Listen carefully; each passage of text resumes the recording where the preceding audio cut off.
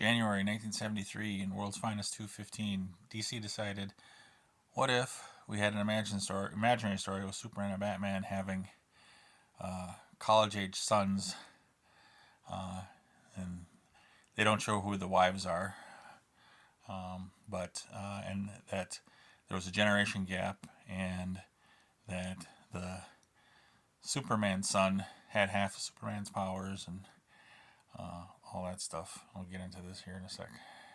They did a bunch of these stories, enough to fill this book, which is about that thick. Compared to anything here, but anyway, the super son from Superman is working in college and is arguing with his dad that Dad said I had a job and everything at this time, and then he said, yeah, but you didn't have anyone stopping you from being Superman. He said, you only got half the powers, and then a biker gang comes in, and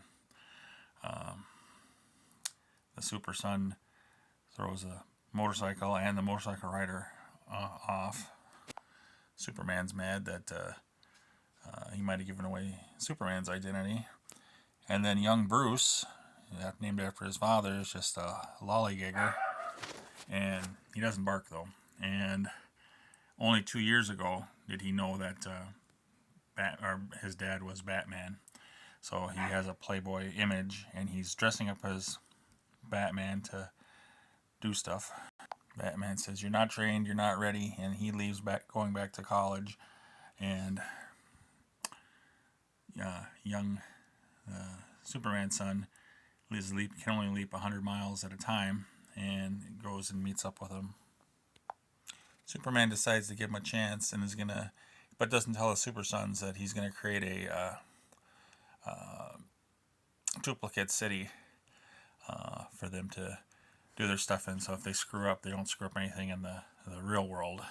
It'll disappear after the experiment, I guess they're calling it, is done. The experiment will be for 1 day, and Superman creates a rift that the super sons end up driving into the new city that's there for only a day. At the end of the adventure, the fathers are proud of their sons, and their sons are going to go on the road and try to prove themselves in the real world. So they decide to find trouble as they find it on their own, on their motorcycle, and leaving school temporarily. Alright, that's the end of that.